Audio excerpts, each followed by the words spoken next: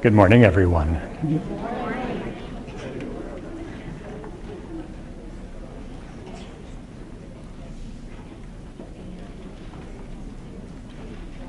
Good morning, everyone, and welcome to our session this morning, Agile Lean Six Sigma for Healthcare Quality. Our speaker this morning is Jay Arthur. Jay Arthur teaches healthcare professionals how to save money, time, and lives using Microsoft Excel. He's the author of Lean Six Sigma for Hospitals and QI Macros for Excel. The book is available in the lobby. Please give a warm welcome to Mr. Arthur.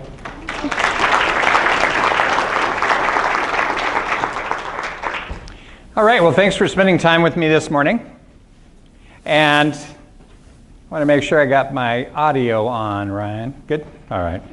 All right, so I've been at this for about 25 odd years now. And one of the things that's kind of concerned me, because I was around in 1999 when To Err Is Human came out and the Joint Commission said, thou shalt draw control charts. And that's, and that's how I got into, people discovered our product, and off it went. But one of the things I think we've done poorly for healthcare and for service industries from a Six Sigma standpoint is we've tried to teach you manufacturing ways of going about it as opposed to service and healthcare ways of going about it. Now, my observation over the last 20 years is you don't need to know all the tools on the planet to get that done.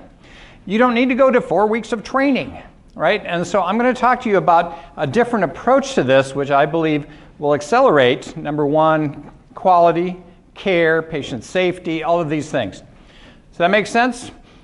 Right now, you know, the Joint Commission is saying zero harm, right? So we have to do high reliability things, which means we have to do Lean and Six Sigma, but we have to do it quickly.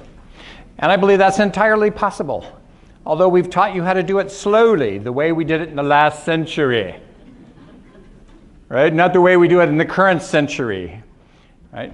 So I just want to talk about my delusions about this and invite you into playing with me on this. So what's Lean Six Sigma and what is it? How is it different? And we'll get into that.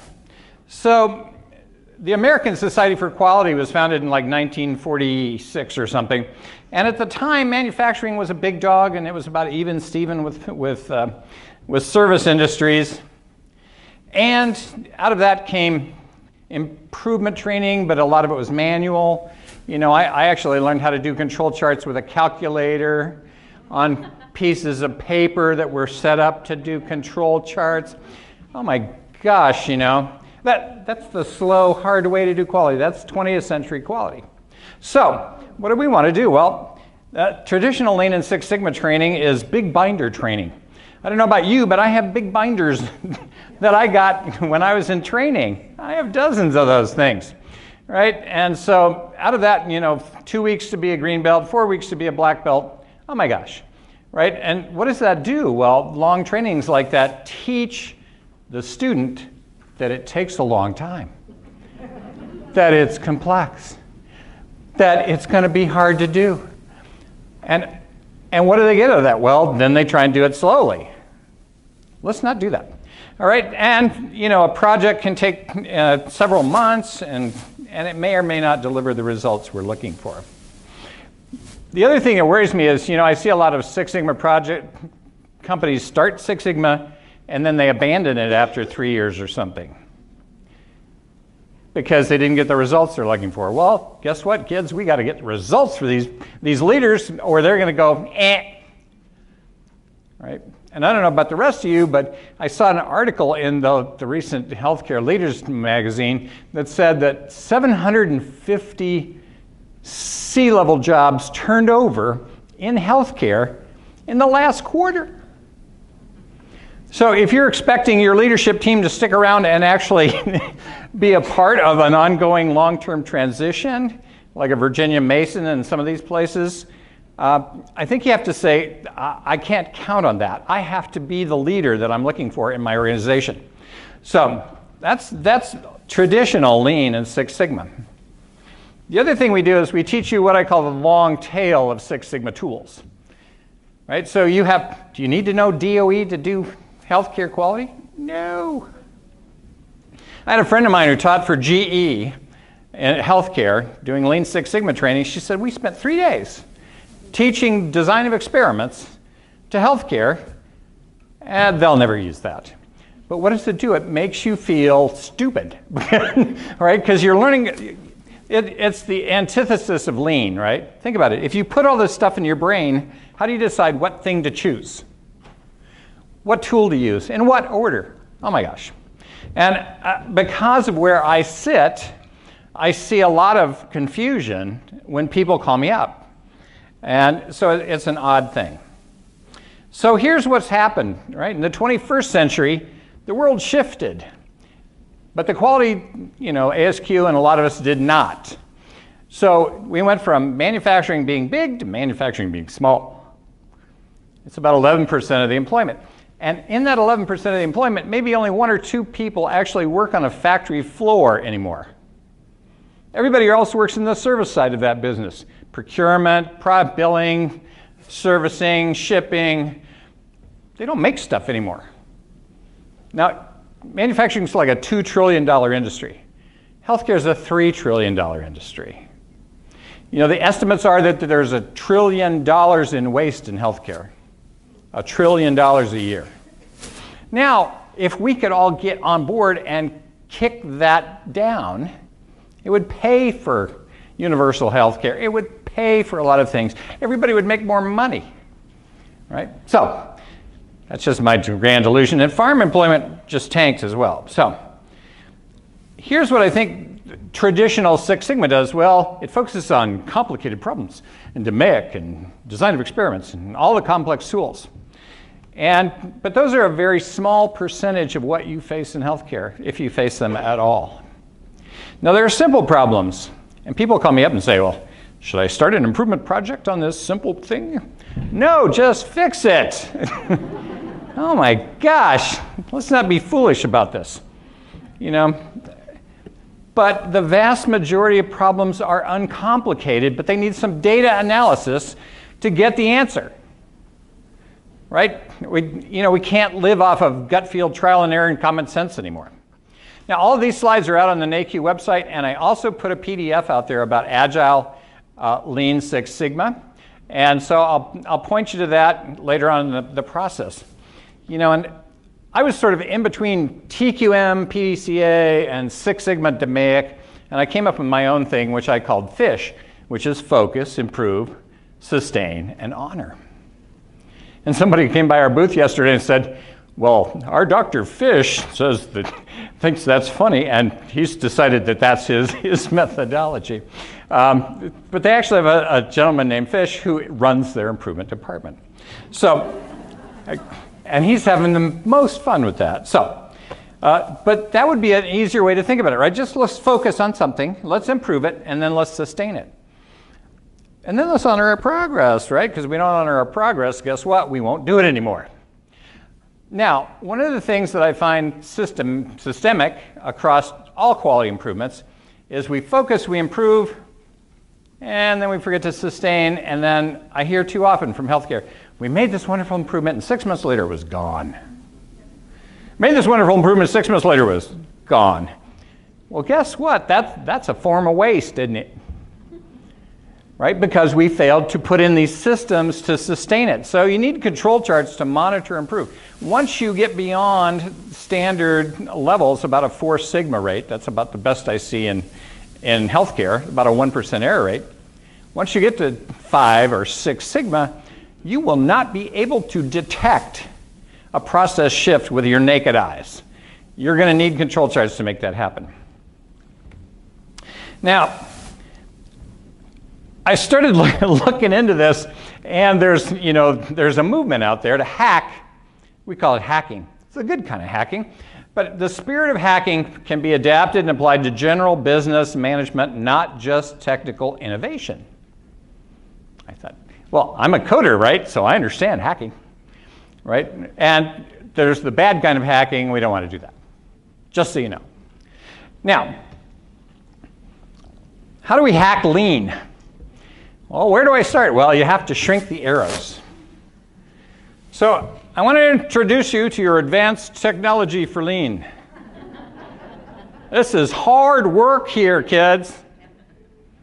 Now, you have to understand, in manufacturing, they've gotten rid of all the delay between steps, and so they focus on the little boxes where you're doing stuff.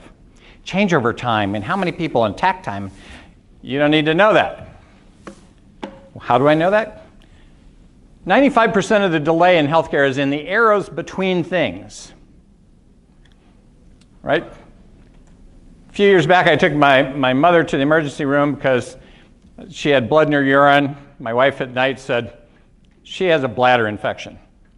Mom had decided she had to go to the emergency room. So we went, and we spent probably 3 minutes with a nurse, 3 minutes with a doctor, 20 minutes waiting on lab results, and spent 2.5 hours.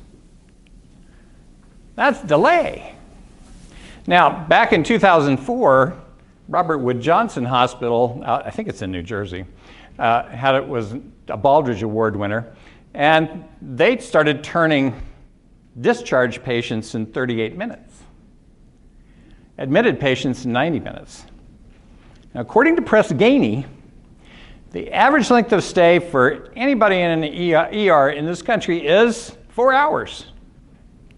Unchanged for a decade. Unchanged for a decade. Another study I saw was actually for Minnesota. They were looking at never events. And it turns out that never events have not improved. Here over a course of a decade.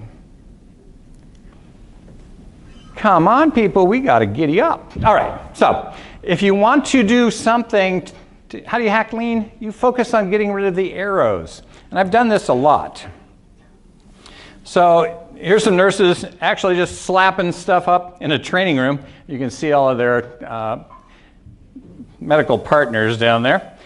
But it doesn't take that long. Here's a spaghetti diagram of a nursing unit. So we figure out what the current flow is. We lay out the new flow, and then I make them go move the stuff around in their unit, and universally, they cut travel time by 50%.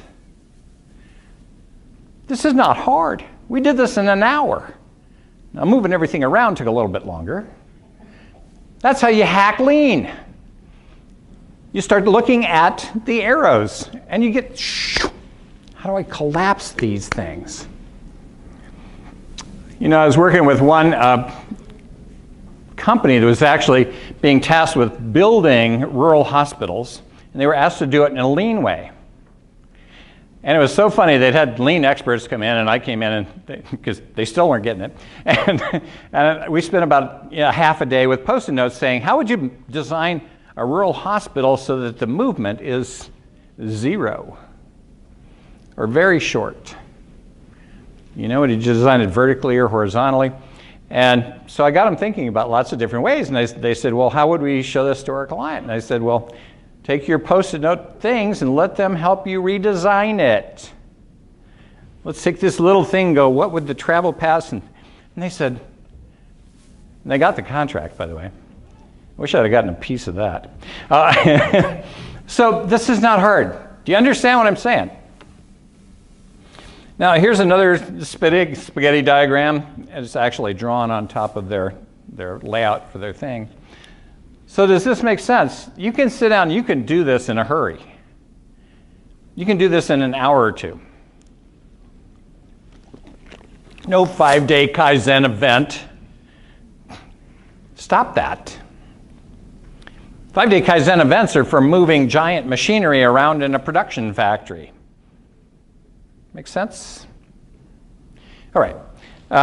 Virginia Mason, they went in and they had their Japanese counselors come in. The Japanese counselors looked at the layout of the hospital and said, what are all these rooms? And they said, well, those are waiting rooms.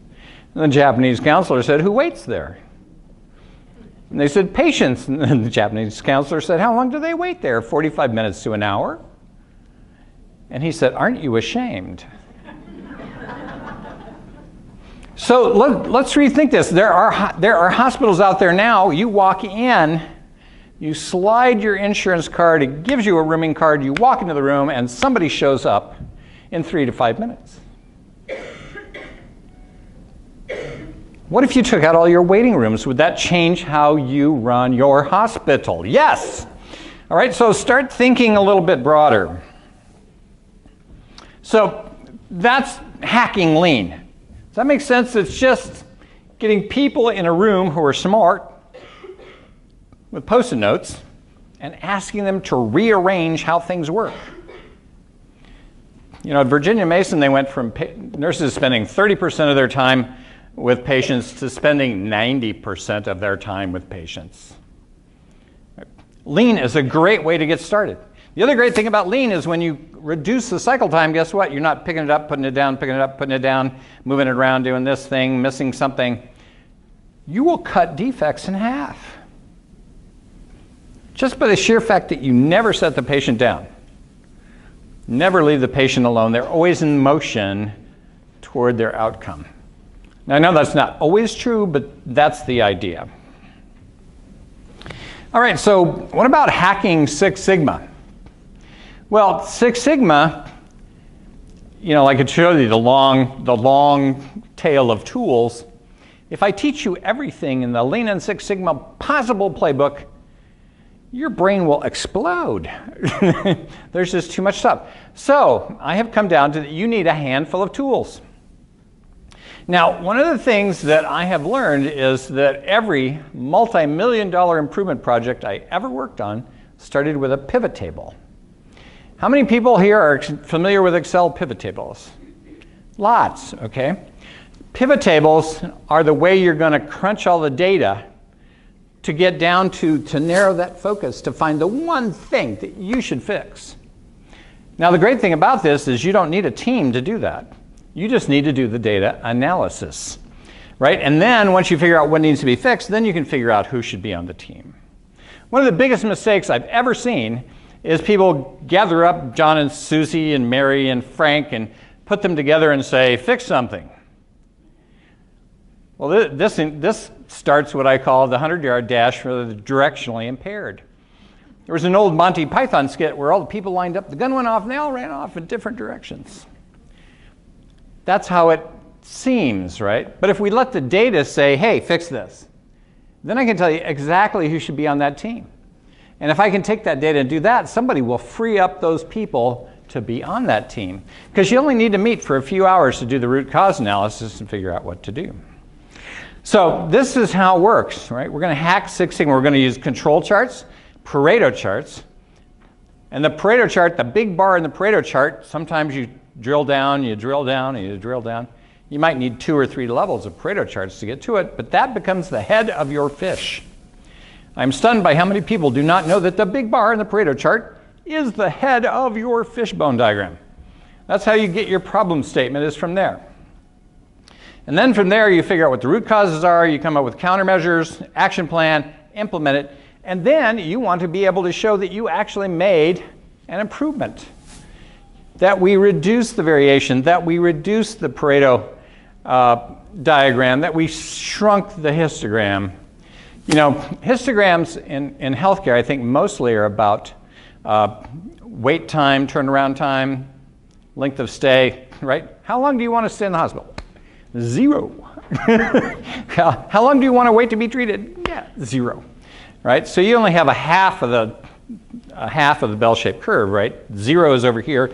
And over here is the long tail of people being treated. So what you want to do is actually find a way to collapse the length of time. So histograms are going to be a very powerful tool. Now let's talk about healthcare quality.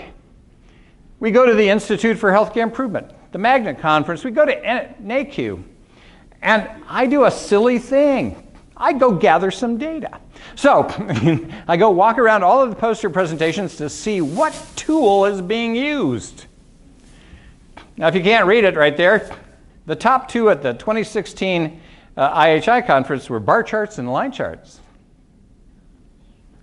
I hate to tell you, that's a 30-year-old tool you're using just because it's in Excel. But it is not helping you. It is not helping you. It'll tell you what happened. It's kind of like an evening news. It'll report the news, but it won't tell you what to do to fix it. And if you look in there, now there were actually some control charts in here, run charts and Pareto charts, but they are not the lead dog here. 2017, same problem. Bar charts, line charts, some control charts. Now we're getting a little bit lower on the bar and the line chart thing. You know, NAHQ's been around 40-something years. IHI has been around 29 years. I was there in 2006 when Don Berwick was launching the 5,000 Lives campaign. And he asked everybody to pledge allegiance to science and evidence, use control charts and Pareto charts. 10 years later, I saw him at the closing of the conference in his keynote, and he was kind of disgruntled. Please pledge allegiance to science and evidence and start doing some of this stuff. So, I'm just saying, healthcare is not on board with using the tools of quality. So how can you hack Six Sigma if you don't have tools to do the job? All right, here's the Magnet conference. We were there 2 weeks ago. 10,000 nurses from the Magnet conference. And they have a thing where, well, you need to be able to show a trend, an improvement trend. But if you look here, all they had were bar charts and line charts. An occasional Pareto chart. There was 2 control charts and 2 fishbones. We're not using the tools of quality in healthcare. Not using the tools. So, now, here's a fun fact I went around today. Here's the NAHQ 2018 tool usage. Bar charts, line charts, a few run charts, a control chart, a Pareto chart. I hate to tell you, folks, you're admiring the problem. Stop admiring the problem. It is time to get on board and start to move all this stuff. Because the future, as I see it, is zero harm. Joint Commission is talking about high reliability, zero harm. There are hospitals like Memorial Hermann down in Texas that have managed to move the needle on some of those things. South Carolina Healthcare Association, moving the needle, zero harm. Zero infections or zero bloodstream things. Are they perfect at it yet? No. But are they chasing it? Yes. And the only way to get there is to use the tools of quality to get there. All right? Now, zero harm is kind of, I think, the future of quality. And if you want to get there, you're going to need some tools to do it. So I'm going to tell you, if you look at it, if you think about a line chart, you can ask somebody, is that good or bad? And at Magnet, I saw these line charts, and they had trend lines through them, but you can't actually tell if the trend line was any value because it had no goodness of fit metric. And so they didn't have an R squared on there, and so I was looking at them. Most of them were about a 50% fit. Well, are you going to say I made an improvement because my line might fit this data? Or are you going to say, I need to make sure that it's at least a 0.8 if I'm going to use a line chart, or maybe I should use a control chart? A bar chart. Anyway, I call those dumb and dumber charts, right? They're scary, but a control chart and a histogram will help you do that. Now, I find that most data in healthcare is overcooked. What do I mean by that? It's been summarized by month and by quarter and by year. You cannot make improvements with that data. You cannot make that data with the improvements with that data. You can try, but it's going to be hard. So I want you all to go on a raw diet. I want every transaction, every adverse event, every bloodstream infection, every whatever happened, surgical site infection, whatever. Because summarized data has little nutritional value. It's nice, but somebody summarized it for you, and now you've lost the granularity you need to make the improvement. Does this make sense? All right, so if you have data that looks like this is a project I worked on. about admit dates and denied charges. Well, guess what? That could be worth $5 million a year, which it was. And the group I was working with didn't think that this crazy idiot that was coming in to help them analyze their data had any chance of helping them fix this problem. And we did it in about an afternoon. Now, at the time, doing pivot tables and control charts and Pareto charts, and it took me about 3 days to analyze everything. But still, not bad for. So if you have data that looks like this, so this is about pressure injuries, you could actually eliminate pressure injuries. Event by event, you figure out where it happens. Right? So, data mining wizardry, right? We're going to start with pivot tables. We're going to take your raw data and we're going to summarize it. Then we're going to turn that into a control chart. And then we're going to turn that into Pareto charts. And we're going to figure out exactly how to drill down and focus the improvement so you don't waste a bunch of people's time. Can anybody afford to waste time in healthcare? You all have 1,000 projects and things and new protocols and this and that and new trainings. And I looked at one hospital system and they had like 300 projects going on this year. How are you ever going to get all that done and do improvements?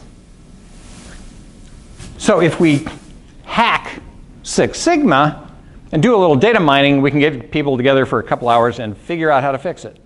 That's how I've been doing this the last 20 years, figuring out how to do that.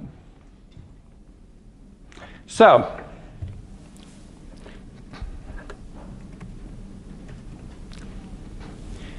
I'm going to apologize to you in advance. I believe that you cannot do Six Sigma without software. I do believe I have lots of competitors out there. If you don't have our software, buy somebody else's software, but you can't get it done. You cannot be agile. You cannot get these things done without software. Now, what I'm going to do is demonstrate what our software does, because I want you to get the idea in your head that when you stop making it all manual, like we did last century, 21st century, we use tools, right? You use a power drill instead of a hand drill, right? So I apologize in advance because I want to show you how to do this. A couple of years ago, I sat down and I thought, I spend a lot of time going Pareto chart, control chart, pivot table, doing all this stuff. I'd spend hours and sometimes days doing it, and then I had this insight, and I thought, oh my God, I could automate all that, right? I was stuck in last century quality. I'm still mired in how I was trained in 1990, so I apologize. I'm slow. I could have done it a decade ago. I could have done it 2 decades ago if I'd have been smart enough to do it. All right. If you're trying to make improvements, raw data is so much better than pre-processed data.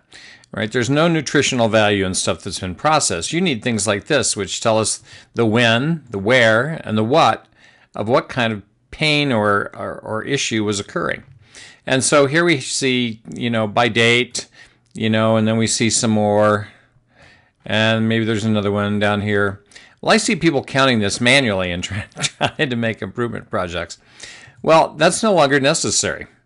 All right, now I used to spend hours and sometimes days taking this and turning it into a pivot table, and then turning the pivot table into a control chart, and redoing all the pivot table stuff and making Pareto charts and eventually getting down to root cause analysis. And it would take me sometimes days to do that. But then I figured out, oh, gee, Jay, I can automate that in the QI macros. So I can take what's running in my head and put it in here. And I don't have to teach you how to do it. So we select date and patient harm and click on Data Mining Wizard. The Data Mining Wizard will pivot that data and take it and turn it into an entire improvement project. Here it's still thinking. All right, so it's pivoted that data, and so here's our patient harm by date. We're running about 8.5. And you can see the fact that these are all blue, that there's no out of control conditions. Those would be shown in red. So I can count on this. It's predictable. It's stable. It's, I can count on 8.5 a day. Now then the QI macros will drill down and get into patient harm. And here you can see we have patient harm by type. And in this case, patient falls number 1, and then there's some others. And then it'll drill down into patient falls because we have to look a little deeper to drill down. And so Unit 3 had 79% of all patient falls. Well, duh, let's not try and fix a whole hospital. Let's just go to Unit 3 and figure out what we can do there. And I actually saw this in one hospital. So the ortho ward was the one having all of the the issues. Because men between 20 and 40 thought that they could get up and sprint around after surgery. And then it'll take the big bar in the Pareto chart. So it takes this big bar, the big red bar over here, and turns that into a fishbone diagram. And you can see here it puts the problem statement in here. So during the time frame, Unit 3 accounted for 79% of patient harm, patient fall, which caused waste, rework, patient dissatisfaction, and all kinds of other things, right? But it won't stop there, so it looks at it every other which way it can. Because I had to do this, and I know you have to do that. So it goes back and it says, okay, well, who has the most patient harm by unit? Well, it's Unit 3. Well, we were kind of guessing that, right? And within Unit 3, patient falls are the biggest type of patient harm in Unit 3. And then it'll turn that into a fishbone diagram. So during 2014, patient falls accounted for 39.5% of Unit 3 patient harm. Right? So automatically what it's doing here is building you an entire improvement story. Isn't that great? All right, so that's how easy it is to take raw data, the raw data that you're used to looking at, like this, and turning that into an entire improvement story. Control charts, Pareto charts, fishbones. Now all you have to do is look at those things and say which one of these is the best, most representative improvement story. And then once I know that it's Unit 3 patient harm, right, then I know who to get on board with doing the root cause analysis. I can get people from Unit 3, the nurses and other people that work in Unit 3, get them going right there. And we leave Units 2 and 1 alone, the rest of hospital alone. Just focus on the one thing that needs fixing. That's how easy this can be. That's 21st century quality. Now what I just demonstrated there is what is now possible. What is now possible? If you have your raw data, we can take that and summarize it into improvement stories that you can actually do. That's how we're going to hack lean. Now you can buy mine, you can buy somebody else's. I don't care. But I do believe that you have to start using something besides line and bar charts. I kid around, I say, we're not in competition with other control chart, Pareto chart people. We're in competition with the big 800-pound gorilla in the room, Microsoft Excel line and bar charts. We don't compete with other competitors. We're fighting for the hearts and minds of people using Microsoft Excel. So I hope you get this idea that now we can start to take this raw data. And where does the raw data come from? Well, it comes from medical record systems and billing systems and Excel spreadsheets that people collect on their own. And, it's all stuck wherever it's stuck, right? There's data everywhere. Our job is to go find it. And in any of these systems, you can pull it out of Excel. Doesn't matter if you're in healthcare, manufacturing, whatever. There's data out there about defects, mistakes, errors, adverse events. These are the things that you want to go track. And once you do, you can use software to help you pinpoint exactly what to fix. Then you take it to your leader and say, hey, we have this big problem. I'd like to get 3 people from this unit to spend 2 hours doing root cause analysis. Can we do that? If they say no, you got the wrong leadership team, right? Because the data is leading you somewhere. All right, so here's the example using from the denied insurance claim. So they were doing about $12 million a year in denied insurance claim. The average was $1 million plus a month. And so when you start to drill down, the first big bar may not be enough. The second big bar on the thing is where you want to go. And so that's where I came up with this idea of the 4-50 rule. 4% of your business is producing 50% of the waste, rework, bad outcomes, you name it. Tiny little pieces. One step out of every 25. One step out of every 25. So we want to use data to find that. And so we looked into it. So timely filing was $7.8 million.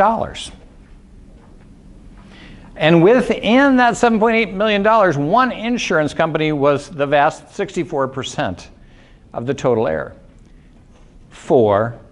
64 in this case. So the 4% was just one insurer. Do you think they were able to figure out how to fix that? Yeah, in about an afternoon. Now they had to do some workarounds. We fixed that in an afternoon. They started on Monday doing it differently. And they wanted to work with that insurance company to resolve what was going on. But they started saving 35% of their denied insurance claims. Almost $5 million a year, $400,000 a month. Do you think you could use that $400,000 a month for something else? You might even be able to buy some software to help you make improvements. All right, I'm giving you a hard time. Does this make sense? And it's easy, unbearably easy. So I have a poster out there, and it says how to develop a kick butt improvement poster or project. You can get that at our booth. You can get it at my poster out there. Now here is my commitment to you. I am sick to puke of coming to these conferences and not seeing the tools of quality used in the posters. Here's my commitment to you. If you want to do an improvement project or a poster, I will commit an hour of my time to you over the course of the next year to help you use the tools of quality to create a kick butt improvement project. And I'm going to give you our contacts and information's in here. Just say, hey, Jay, saw you at NAHQ, can you help me with this? But you have to be willing to share your data. Now, the only thing you cannot do is send me patient names or patient ID numbers. But if you look at this, it doesn't matter who the patient was. Right? All I need to know is what unit did it happen in? What was the event? What are those things? The when, where, what, why, how, and sometimes who was involved, how much did it cost? If we know that information, we can make this really go forward. All right? So, and this is what it would look like, the before and the after. So in Harvard Business Review, it says 85% of C-suite executives say their company struggles with problem diagnosis, not problem solving. They don't know what to fix, and that comes at a high cost. Another one, Six Sigma is too complex and time-consuming to fit into the regular workday. We need tools that don't require an entire organization to undergo weeks-long training. What I just described to you is not a weeks-long training. So how do we hack training? Well, don't teach them formulas. I talked to one woman who was on a webinar with me the other day, and she said, well, we had consultants that spent 3 days teaching us how QI macros calculates a control limit. Oh my God, that's stupid. Oh well. All right, so you don't need to learn the formulas. Every software out there has them built into it. Mine, somebody else's, I don't care. You do not need to learn decision trees. In 2006, I created the control chart wizard, which will look at your data and say, what chart should it be? You click the control chart wizard button, you get a control chart.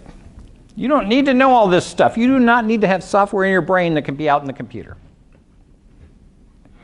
What you do need to do is learn the patterns. You need to learn how to reduce variation. So here's a control chart, right? Control limits are calculated from your data, so you don't have to worry about those. What you want to do is find ways to reduce variation. Wouldn't that be sweet? Now, you have to understand in a lot of these improvement projects, you got to show the before and the after. And this is the way you can show the after statistically so that everybody will understand what you're doing. Or you want to move the center line up or down. Those are the two things you can do. Move the center line, reduce variation. Not hard. So if you want to create a kick-butt improvement story, you have to be able to show your before and after, and it's never been easier. So here's some falls per 1,000 patient days. And if I take that data and select it with my mouse, the QI macros will let me automatically figure out what kind of chart to choose. The control chart wizard will pick an XMR or individuals and moving range chart. And so here's our XMR chart. Now you can see we have some out of control points up here and some downward trends right here. So we made an improvement. So I can pick on this spot where we actually started to get the improvement, and I can say show process change. So now I can show that I have a process change, and I can reanalyze stability. A nice in-control process with 5 point something or other patient falls per 1,000 patient days, and we reduced it and reduced the variation. Move the center line and reduce the variation. Does that tell you we made an improvement? Yes or no? It does. All right. This is not hard. But I think everybody, we were at the Magnet conference and we were talking about these things, and people said, well, that's over my head. That's beyond me. Like, they weren't smart enough to do this, which is wrong. And there were other people that said, well, I believe that's beneath me. Right? So, okay. All right, so, but don't think it's beyond you, above you, below you, beneath you. Just bring it in, start doing it. So, here's what I think Agile is. You need software to help you do the analysis. My software, somebody else's software, just start doing it. Oh my gosh. And training does not have to take that long, and you can start getting results immediately. So why pivot now? And I say, well, I think we need to avoid extinction. Extinction. I don't know about the rest of you. How many people out here have traded quality improvement jobs multiple times in their lives? Quite a few, right? Because we didn't quite get the traction we needed. I mean, old Lean Six Sigma was about big implementations. I call it floor to ceiling, wall to wall, right? Let's go out and fix everything. Well, that's stupid, right? 4% of your business is producing over half the waste, rework, and lost profit. So what does that mean? Well, that means, what do we have to do? We have to focus on the 4%. I can get all the bang I want out of that 4%.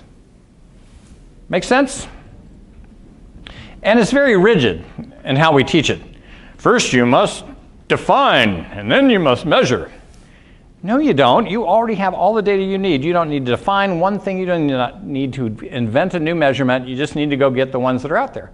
Analyze, improve, and control, analyze, improve, and control, analyze, and improve, and control, until you start to discover that I need a better metric. At some point you may discover you need a better metric, but I doubt it. At least not in this lifetime.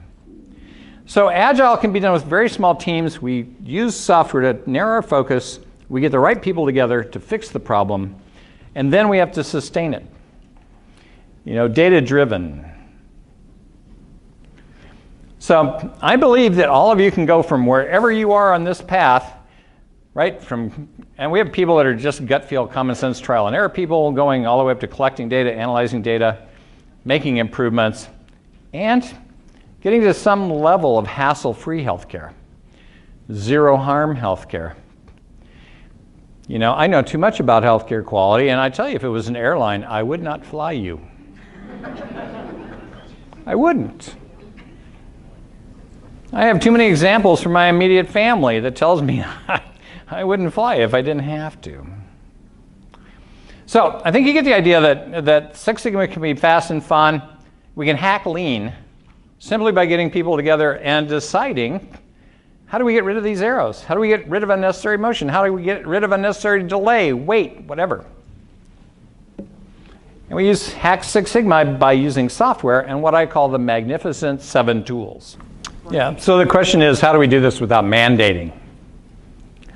Ryan, could you help me run this mic? Thanks. This is Ryan. Ryan works for me.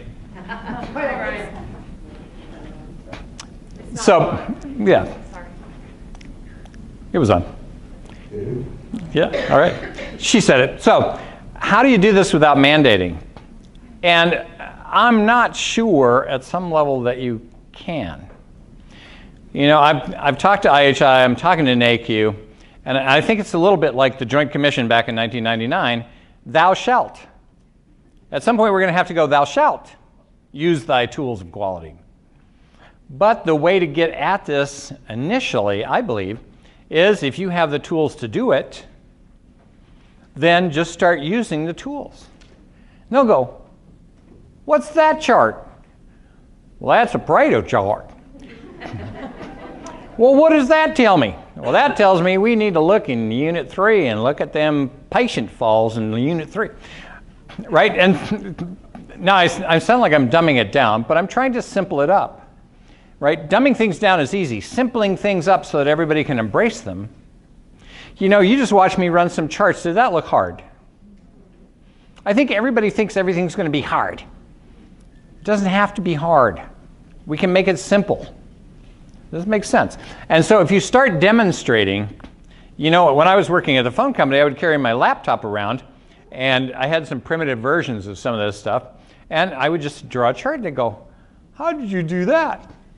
Right? All of a sudden they saw it wasn't hard. It's like using your phone, right? How did you learn how to use your cell phone, smartphone, whatever? You saw somebody else go up. And you said, oh, that can't be too hard. I got to get a cell phone. That's how you did it, right? You saw somebody else do it easily. All right, so I don't know if that's a good enough answer for you, but if you start using the tools, showing them to people, and they see how easy it is, they'll go, that didn't look too hard. We could do that. So, and you may also have to go to the thou shalt. And I've been trying to get IHI and NAHQ and everybody else on board with the fact that we're going to have to go thou shalt, because it's not showing up in the improvement posters and projects. Who else has a question? So what helps you focus the projects? I'd say start from pain. Start with patient pain, right? Start, what are they complaining about? Because you get complaint data, don't you? Right? You get patient satisfaction data. You get answers to all kinds of questions coming from all these different sources. So if I'm having a problem about, gee, it takes me too long to get into the emergency department. Funny thing about Robert Wood Johnson Hospital, they actually got so fast that all the soccer moms and everybody else figured out that, oh, I can go there and I can get my kid in and out in a timely fashion. 38 minutes instead of 4 hours, 90 minutes admitted instead of 4 hours. And guess what? They had to build another wing onto the hospital to handle the load. So if you want more business, right, how do I solve the patient's problem with healthcare?